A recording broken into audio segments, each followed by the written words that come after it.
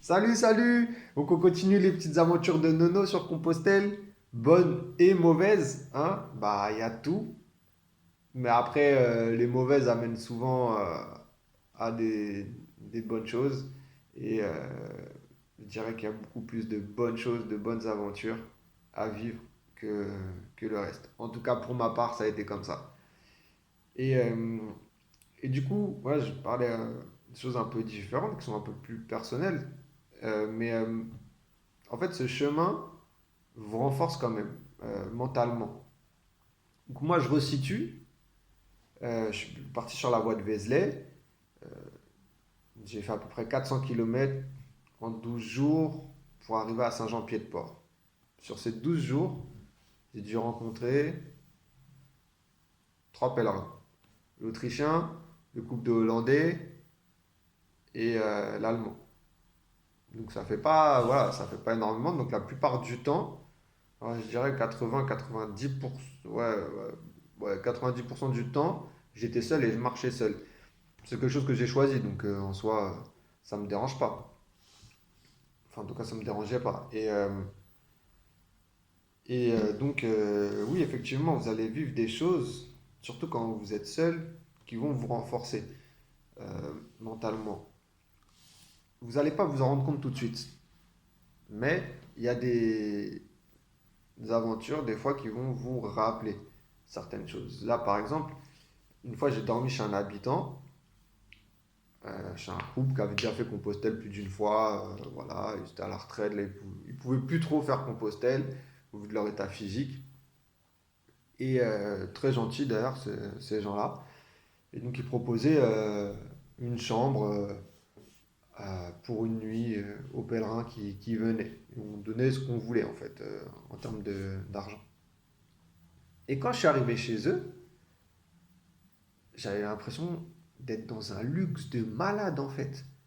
Alors que c'était des gens comme tout le monde, enfin, ils avaient leur maison, ils n'avaient pas un palace, ils avaient des chambres libres parce que du coup leurs enfants n'étaient plus, vivaient plus chez eux.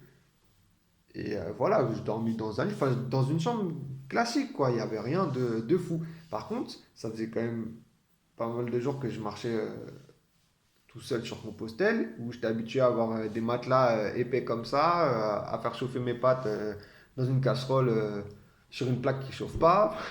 Non, mais voilà, ce genre de choses. À laver mes vêtements à la main, là, j'arrive, on me dit tes vêtements, je vais les laver à la machine, demain ils seront secs. Là, tu vas prendre ta douche, tout ça, on va manger un bon petit plat. Ils avaient fait un bon petit plat, je vous promets. Euh, et en fait, c'est des choses que très certainement tous, on a dans notre vie quotidienne. Bah, à ce moment-là, ça vient rappeler, ah ouais, c'est un luxe en fait. Ah ouais, mais genre, j'étais content, bien sûr, j'étais content. Mais quand on est habitué du coup, un mode de vie plus rustique, si je veux dire ça comme ça, en tout cas, euh, quand on arrive dans ça, waouh, mais genre trop bien. Et moi, je croyais que j'étais au paradis, hein, et je vous promets. Alors qu'en vrai, enfin voilà, hein, il n'y avait rien de ouf. Enfin bref, donc ça, c'est des choses qui viennent vous rappeler un petit peu du coup comment se passe votre chemin et ce que vous avez parcouru. Parce que pour me dire que là, ce que j'ai actuellement dans ma vie quotidienne, à ce moment-là, je me dis, mais ça, c'est du luxe. C'est un truc de ouf. Bah, c'est que quelque part, j'ai déjà à ce moment-là fait tout ce chemin, tout ce travail-là, ce cheminement où je me contente juste de l'essentiel. Vous voyez? Et ça, c'est important en fait. Et d'avoir des rappels comme ça, c'est important. Et puis voilà, il y a d'autres choses, hein. J'ai dormi dans un moulin. Donc moi, je crois à pas mal de choses côté spirituel et tout ça. Et dormir dans un moulin tout seul, c'est pas pour moi. Quand je vous dis c'est pas pour moi, je l'ai fait en fait. Je l'ai fait et ça s'est bien passé. Et j'ai passé une bonne nuit, j'ai bien dormi. Ce moulin était grand et tout, mais je pense que quelques années auparavant, je l'aurais pas fait. et là, habitué à affronter, à construire en fait ta journée, ta vie en fonction du chemin et tu construis. Tous les jours, tu construis, tu avances comme ça et tout. C'est comme ça que tu construis ton chemin et tu t'adaptes et tu fais au mieux et à l'essentiel. Bah, ça te renforce en fait. Là, ça te renforce. On s'en rend pas compte, mais ça renforce. Et quand je vois, bah, du coup, j'ai pu dormir dans un moulin, même ce jour-là, j'étais quand même assez étonné. Et j'ai voulu y aller hein, de moi-même. Hein. En fait, ça, je me dis, ah ouais, il y a des choses qui se passent à l'intérieur de moi, il y a des choses qui se passent. Il y a eu ça, il y a eu une autre fois, j'ai fait traverser une forêt, je crois que c'est la forêt des Landes, sur 50 kilomètres. Et j'ai dû la faire en deux fois d'ailleurs, j'avais pas le choix. Et c'est une forêt, il y a un chemin au milieu de la forêt. Mais c'est pas un chemin comme vous avez l'habitude d'aller dans les forêts domaniales, je sais plus comment on dit, bref. C'est c'est vraiment une forêt où c'est dense et il y a un chemin au milieu et il n'y a personne qui passe.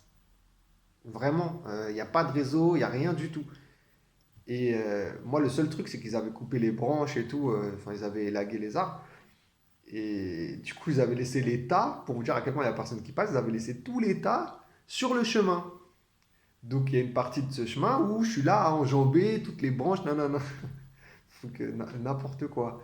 Mais imaginez-vous, il n'y a pas de réseau, il n'y a personne. Clairement, il n'y a personne qui passe. Hein. Il vous arrive un truc.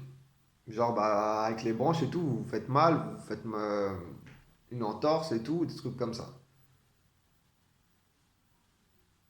Ça peut vite devenir compliqué en fait. Et il faut savoir que c'est un endroit. Une fois, du coup, je m'étais fait la réflexion parce qu'à un moment donné, ça faisait une heure et demie que je marchais et je regarde derrière moi et en fait, je vois pas le bout du chemin. Hmm. Je regarde devant moi et je vois pas le bout du chemin non plus. Donc, c'est un peu particulier. Et moi, quand j'ai raconté cette histoire à des gens qui n'avaient pas fait Compostelle et tout, enfin, tous ils me disaient, ouais, mais genre, t'es fou, enfin, tu vois, moi, je l'aurais pas fait, tout ça, là, là. Des gens, genre, comme ça, là, des caïds un peu certains, mais genre, tu l'aurais pas fait. Mais en fait, il n'y a rien. Moi, je ne me suis pas posé ces questions. J'ai marché et fin de l'histoire, j'ai fait mon chemin. Et c'est important. Et heureusement, en fait, dans ce moment-là, faut pas se poser ce genre de questions. Faut pas imaginer ce genre de scénario. Ah, il va m'arriver un truc et tout. Ah non. Parce que sinon, c'est foutu. Hein. Vous avancez plus, je pense. Hein. Parce que il reste là le chemin à parcourir. Et en arrière, bah, il y a là le chemin à parcourir. Donc, non, c'est mort. Ça, faut pas. Et ce genre d'expérience, tout bête, j'ai envie de dire, ça vous renforce intérieurement. Et on s'en rend pas forcément compte tout de suite. On peut s'en rendre compte quelques jours après ou plus tard même, parce que là je vous raconte Compostelle et je vais vous raconter un petit peu tout, hein, mais après je ferai aussi une vidéo pour vous raconter l'après Compostelle, parce que ça c'est quelque chose aussi. Et, euh, et bref, ce genre d'expérience, ça, voilà, ça vous fait, ça vous renforce à l'intérieur de vous. Et, euh, et même pour vous dire, une fois, c'était à Mont-de-Marsan.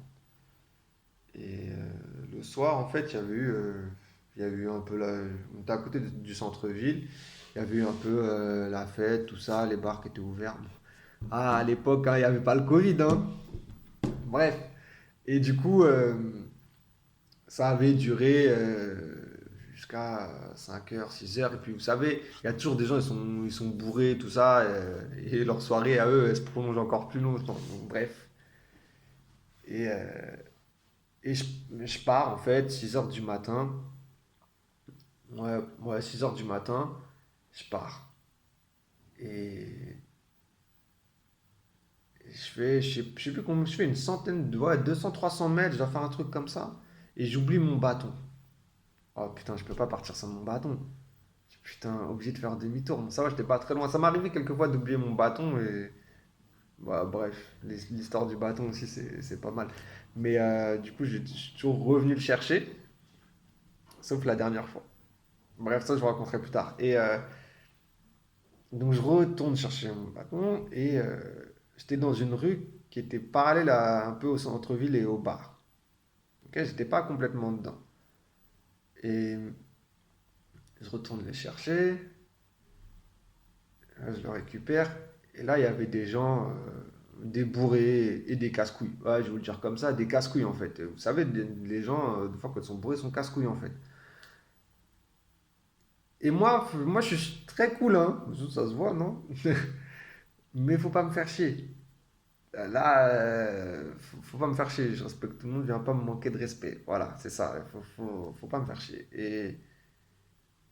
Et là, les bourrés, tu vois, ils essayent un peu de me prendre à partie. Euh, Ils m'ont pas attrapé physiquement, mais tu vois, ils ont commencé à m'interpeller, tout ça, non, non, non, enfin bref. Et en fait, j'ai une réaction que je pensais pas que j'aurais pu avoir.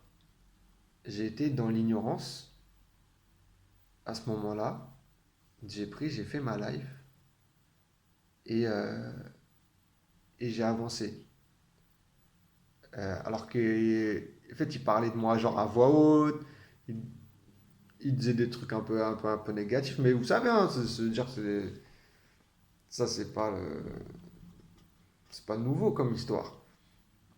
Et, et ouais, avant Compostelle, clairement, même en étant passé et que les gars ils étaient derrière moi et commençaient à parler de moi, nanana, et fort et tout, parce qu'ils attendent que ma réaction, clairement, avant Compostelle, je vous le dis, hein, je me serais retourné.